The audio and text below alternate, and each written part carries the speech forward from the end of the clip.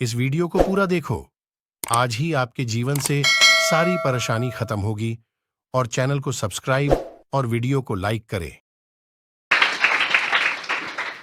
कई बार हमें लगता है कि परमेश्वर हमारे प्रॉब्लम्स को हमारे तरह सॉल्व करेगा जैसे हम चाहते हैं, लेकिन मैं आपको समझाना चाहता हूं, अगर परमेश्वर आपको सब कुछ दिखा दे तो क्या फायदा। इज़राइल के लोगों ने उसको कहा हमें खाना चाहिए, और मूसा ने कहा इन्हें रोटी दे, और कलाम पाक में लिखा गया है जब वो खाना गिरा उन्होंने खाया। और आप जानते हो, कुछ प्रभु ने लास्ट दिन के लिए कहा था इस दिन के लिए मत लेना, और उन्होंने बटोर लिया। चलो मैं आपसे पूछता हूं अब एक सवाल, वो बटोरा हुआ खाना आपने देखा अगले दिन सड़ गया? कभी आपने सोचा है मेरे जिंदगी से सड़ने की बदबू क्यों आती है?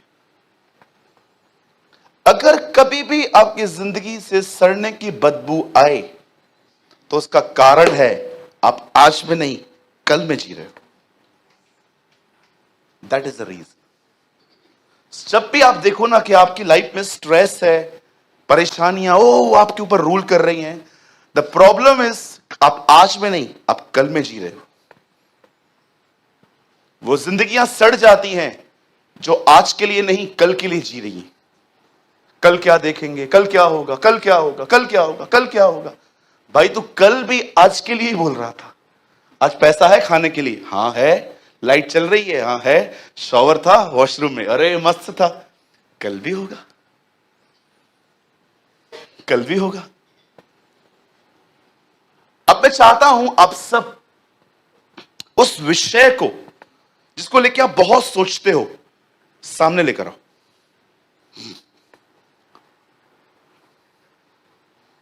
आ गया। कोई तो विषय होगा जिसके बारे में आप चाहते हो कि यार इससे निजात मिल जाए, इससे आजादी मिल जाए, इससे छुटकारा मिल जाए। बहुत सारे भाई बीवियों के बारे में सोच रहे होंगे अब। ऐसे मत करो, हाँ ये गलत है। बीवी प्रॉब्लम नहीं है, एटीट्यूड प्रॉब्लम है, राइट? बिहेवियर प्रॉब्लम है। अब सुनिए, मैं आपको बताना चाहता हूं, देखो खुदा क्या करता है। आप सभी जानते होंगे कलाम पाक में लिखा है इज़राइल में एक दुष्ट राजा का जन्म हुआ। His name was Ahab. उसने एक औरत से शादी की जिसका नाम था इजबिल। ये परिवार जो था ये ब्लैक मैजिक में इन्वॉल्व था, ये जादू टोने को मानते थे, और इन्होंने बहुत सारे नबियों का कत्ल करवाया था। आप जानते हो यीशु ने कहा नबियों की हत्या कोई छोटी बात नहीं है। आप जानते हो प्रकाशित वाक्य में एक ऐसा पिक्चर है जहां पर जो लोग मरे हैं वो खड़े होकर खुदा को कहते हैं तू कब तक हमारे बदले को नहीं लेगा, और परमेश्वर उनको कहता है बस अब थोड़ा ही समय रह गया है। आप जानते हो इस दुनिया में एक परमेश्वर के जन को टच करना, मारना एक बहुत बड़ा क्राइम है। मुझे आज भी याद है जब कलीसियाओं को सताया जा रहा था तब खुदावन पौल को कहता है तू मुझे परेशान कर रहा है, क्योंकि वो उसके कलीसिया उसका बदन है, वो कलीसिया का सर है। ऐसा कैसे हो सकता है कि आप उसके पीठ पे लात मारो और सर को पता न चले? इसीलिए मैं आप में से हर एक को गुजारिश करता हूं, हर एक को, मैंने अपने लाइफ में कभी नहीं देखा है जिन्होंने क्रिश्चियंस को सताया है और आज वो खुश हैं, तरह तरह की प्रॉब्लम से फंसे हुए हैं। मुझे आज भी याद है मैंने कोई लेख पढ़ा था, एक ऐसा व्यक्ति जो प्रभु के लोगों के बड़ा खिलाफ था, बहुत परेशान करता था, और ऐसे खुदा ने उसको उलझा के रख दिया है। आज आप मुझे एक व्यक्ति बताओ जिसने खुदा के लोगों को डिस्टर्ब किया है और वो खुश है? सब मट्टी में मिल गए। फिरौन, इजबिल, राजा हेरोदस, फारसी, the prince of Persia, Alexander the Great. आप पढ़ के देखिए, रोम जो लोहा दुर्शाया जाता है, उन्होंने यीशु को लोहे के कीले मारे थे। कलाम पाक में लिखा है एक ही है जो बचा है और प्रभु ने ठाना है कि वो उसे भी मारेगा। लूसीफर एक ही बचा है और प्रभु ने ठाना है कि वो उससे भी मारेगा। याद रखिए, अगर आप किसी व्यक्ति से अच्छा चल रहे हैं, आप यीशु से अच्छा चल रहे हैं, लेकिन अगर आप लोगों से बुरा चल रहे हैं, आप यीशु से बुरा चल रहे हैं। सो याद रखना, अपना बिहेवियर मॉडिफाई मत कीजिए, अपना बिहेवियर अच्छा रखिए। यहां पर लिखा गया है, यहां समझाया गया है कि जब एलिया उन दिनों में जब रह रहा था, जिन दिनों में ये परिवार था, आपको टाइम मिलता है ना, कभी इस परिवार के लिए पढ़ो बाइबल में। बहुत ईविल क्या होता है, ईविल बुराई क्या होती है, आपको पता चलेगी कि कितने कुछ लोग, मुझे समझ में नहीं आता है बुराई करने में क्या हिम्मत है इनके पास। कभी कभी आपने देखा है कैसे लोग बॉम्ब बांध के पब्लिकली चले जाते हैं, कितनी बुराई करने की हिम्मत है इन लोगों में। कुछ लोगों के पास पता है खुदा के साथ खड़े होने की ताकत है, पर कुछ लोगों को मैं देखता हूं कि प्रभु बुराई करने की क्या हिम्मत है इन लोग के पास। इन लोगों ने ऐसा किया, और ये उन दिनों में इज़राइल को बाल की आराधना करना सिखा रहे थे। बाल, उन दिनों में बाल के ऊपर स्टडी करेंगे तो आपको पता चलेगा, वो बिलीव करते थे कि बाल मौसम को कंट्रोल करता है। और जब एलिया को ये सारी बातें पता चली, एलिया ने प्रभु से प्रार्थना की, और एलिया ने आसमान की तरफ जरोखों को देखकर कहा बारिश बंद हो जाए। और आप जानते हैं इज़राइल में 3.5 साल तक बारिश नहीं हुई है। उन बारिश के दिनों में जब बारिश नहीं हो रही थी, उन दिनों में अकाल आया। जमीन ने बीज बोने के बाद खाना पीना सब बंद कर दिया। और अब उस अकाल में एक ऐसा इंसिडेंट लिखा है जो आप में से बहुतों ने पढ़ा है, बट आई डोंट नो आप में से समझा कितने लोगों ने है।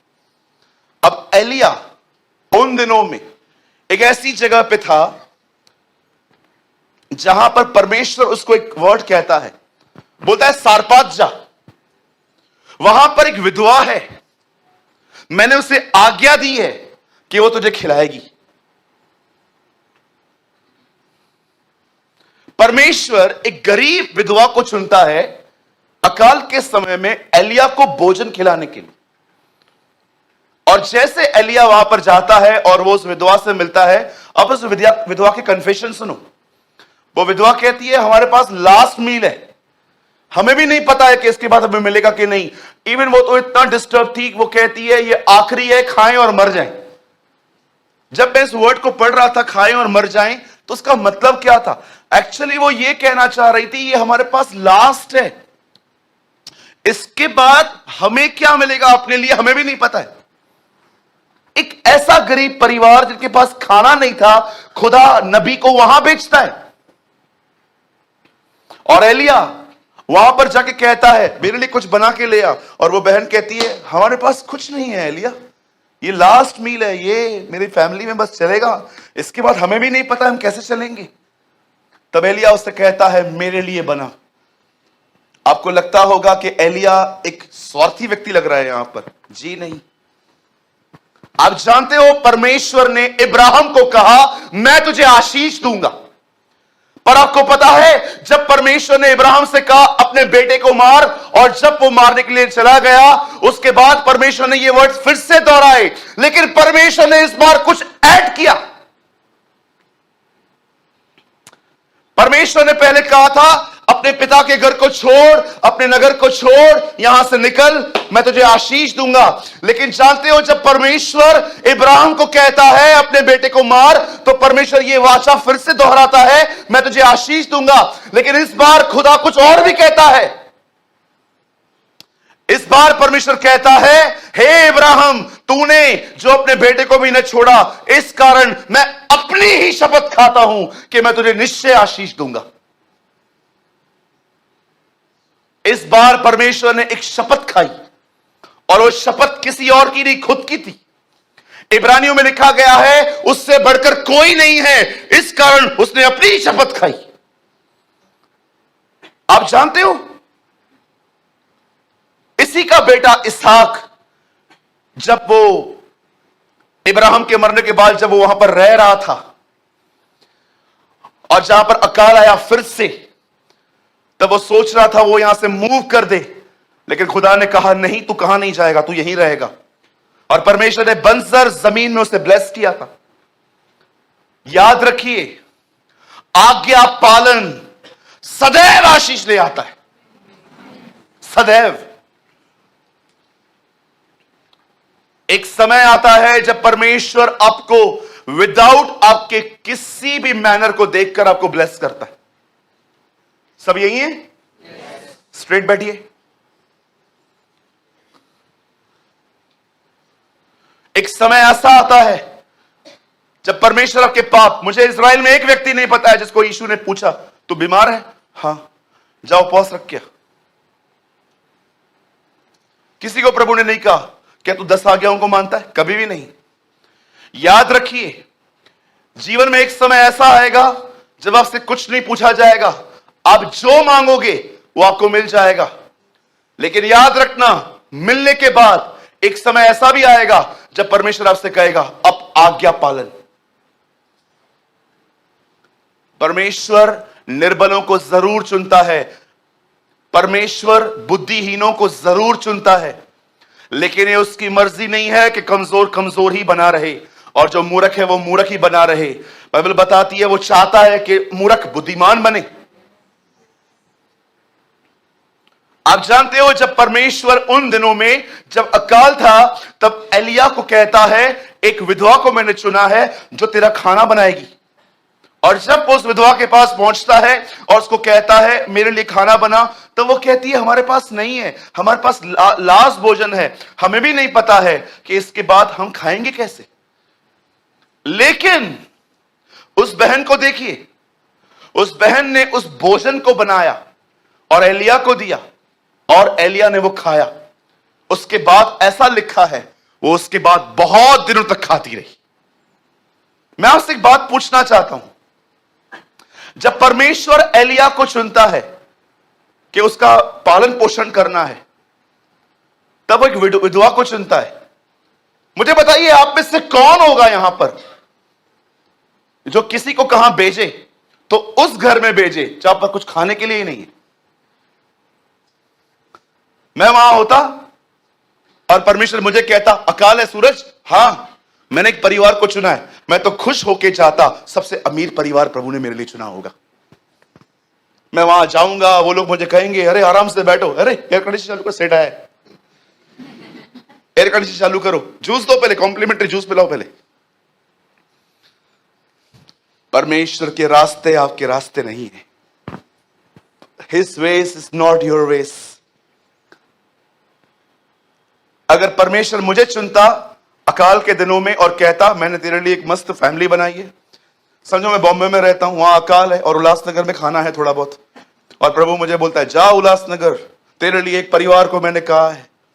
मैं सोचता कोई उल्लासनगर के मेन गेट पे, वेलकम गेट पे आएगा और वहां की गाड़ी में बोलेगा आओ मेरे घर पे शिफ्ट हो जाओ। मैं मारुति 800 से BMW में बैठूंगा और वहां से निकलने के बाद वो घर पे ले आएंगे और कहेंगे पास्टर आ गए हैं, और उनकी बीवी दौड़ दौड़ के मेरे लिए जूस लेके आएगी, पहले जूस पियो, आप बहुत गर्मी से आए हो, और पीने के बाद रुको रुको एयर कंडीशन चालू करो, और मैं बैठ गया, उसके बाद खाना पीना ये वो सब देंगे। लेकिन सोचो, खुदा ने ऐसा कुछ नहीं सोचा एलिया के लिए। उसने उन दिनों में सबसे गरीब परिवार को चुना जो एलिया का पोषण करेंगे, और एलिया का पोषण उन परिवार ने किया। आपको क्या लगता है खुदा आपकी प्रॉब्लम वैसे सॉल्व करेगा जैसे आप सोचते हो? आज से बहुत साल पहले पुणे में एक परमेश्वर के दास रहते हैं। प्रभु ने उनको कहा मैं तुझे खड़ा करूंगा, एक अच्छी कलीसिया बनाऊंगा तेरे द्वारा। और जब उन्होंने प्रभु का यह वचन सुना तो उन्होंने प्रॉपर्टी चूज कर देखना भी चालू कर दी। ओ मुझे प्रभु खड़ा करेगा खड़ा करेगा खड़ा करेगा। लेकिन प्रॉपर्टी जब उनको मिली तो उसका प्राइस इतना ज्यादा था, उसने प्रभु को बोला प्रभु आपने कहा मुझे खड़े कर दोगे, लेकिन ये इतना पैसा आएगा किधर से? तब उस बंदे ने जानते क्या किया? उस बंदे ने पुणे के रिचेस्ट लोगों से दोस्ती करना स्टार्ट कर दी। अमीर अमीर लोगों से सबको प्रेज लॉर्ड बोलना, जय मसीह बोलना और इशारे देना। प्रभु ने मुझे खड़ा किया है, बोला है कि मैं तुझे खड़ा करूंगा, लेकिन हमारे पास पैसे नहीं है, पता नहीं कहां से आएंगे, पर आएंगे। इसे कहते हैं इशारे देना, कि मैं मांग नहीं रहा हूं पर मैं मांग भी रहा हूं। होते हैं ना, बोलो इशारे, बोलो बाजू वाले को इशारे देना बंद कर दो, है ना। और प्रभु ने उससे कहा ये बंद कर, तेरे कलीसिया में गरीब लोग आएंगे, उन गरीबों को मैं इतनी बरकत दूंगा, वो ऑफरिंग डालेंगे और तू उससे चर्च लेगा। और उनके साथ वही हुआ। मेरे भाइयों मेरी बहनों सुनिए, जब भी आप अपनी जिंदगी में ऐसी सिचुएशंस में आए ना, जहां आपको कुछ समझ में ना आए, जहां ब्लैंक हो जाएं, जहां पर कुछ उत्तर नहीं आता, समझ नहीं आती, हमेशा उन दिनों में एक काम करिए, परमेश्वर के रास्तों पे विश्वास करिए, परमेश्वर के रास्तों पे भरोसा कीजिए। ब्रदर मुझे कोई रस्तों ऋण न थोचे, भैया मेरे को कोई रास्ता नहीं दिख रहा। यीशु ने कहा यूहन्ना 14:6 में, मैं मार्ग हूं। जब तुम्हें कोई मार्ग न दिखे तब तुम्हारे पास एक ही मार्ग है, वो यीशु मसीह है। मैं आपसे पूछना चाहता हूं, आप में से कितने लोग हैं मुझे बताइए, आप जब अपनी सिचुएशंस में आते हैं आप दुआ करके खुदा पे छोड़ देते, आप छोड़ देते और आप उसके रास्तों पे विश्वास करते। आप बिल्कुल ब्लैंक हो जाते हैं कि वो यहां से आएगा, कि वो यहां से आएगा, आप उस पर भरोसा करते हैं। मैं आपसे पूछना चाहता हूं मेरे भाइयों मेरी बहनों, अगर परमेश्वर आपको सब कुछ दिखा दे कि कल ये करूंगा, परसों ये करूंगा, नरसों ये करूंगा, उसके बाद ये करूंगा, तो भरोसे की जरूरत क्या है? परमेश्वर अपने रास्तों से काम करता है, आपके रास्तों से नहीं। प्रभु से प्रार्थना करें, उसे रास्ते न दिखाएं। ऐसा कर, ऐसा कर, ऐसा कर। ओ यीशु, जिन दिनों में यीशु आया, एक आदमी आके कहता है, प्रभु मेरे भाई को बोल मेरी प्रॉपर्टी का एक हिस्सा मुझे दे दे। और यीशु ने उसको यह नहीं कहा कितने बजे आना है, कौन सा हिस्सा मेरा है। करते ना आजकल कुछ लोग डील करते ना, बड़ी बात है ना। आज इंसान खुदा को नहीं कहता मुझे तेरी मर्जी पे चला, आज इंसान खुदा को कहता है मेरी मर्जी से चल, है ना। परमेश्वर यूसुफ को कहता है मैं तुझे एक बहुत बड़ा व्यक्ति बनाऊंगा, लेकिन सुन यूसुफ, इस बात को याद रख, तुझे मैं बड़ा व्यक्ति कैसे बनाऊंगा, आजा मैं तुझे वो भी दिखाता हूं। और परमेश्वर ने एक रात, वो सोया था, प्रभु ने उसको ड्रीम दिया, लड़के उसको धो रहे, मार रहे, और वो पिट रहा है, ओ ओ ओ ओ। उसके बाद उसने क्या देखा कि उसे खड्डे में फेंक दिया गया। और उसके बाद जब वो सुबह उठा, उसको बेच दिया गया। बेचने के बाद उसने ड्रीम देखा, वो घर पे ऐसे झुक के झाड़ू पोछा कर रहा है, सुस्त लोगों की तरह अंदर से ऐसे नहीं कर रहा है, वो आराम से नीचे तक कर रहा है। होते हैं ना, हम लोग खुद पोछा लगाते हैं तो ऐसे से लगाते हैं, जब बाई करती है तो अंदर तो जा, है ना, बाई को घसते हैं हम लोग। परमेश्वर ने यूसुफ से कहा सुन, मैं तुझे राजा बनाऊंगा, ये बनाऊंगा, वो बनाऊंगा, लेकिन मैं तुझे कैसे बनाऊंगा वो आज रात को मैं तुझे दर्शन में, सपने में दिखाऊंगा। और उसे सपना देखा, लोग है ना उसको उसे धो रहे, 10-11 लोग उसे मार रहे, ओ पिट रहा हूं, जबरदस्त पिट रहा है, वो खून बह रहा है।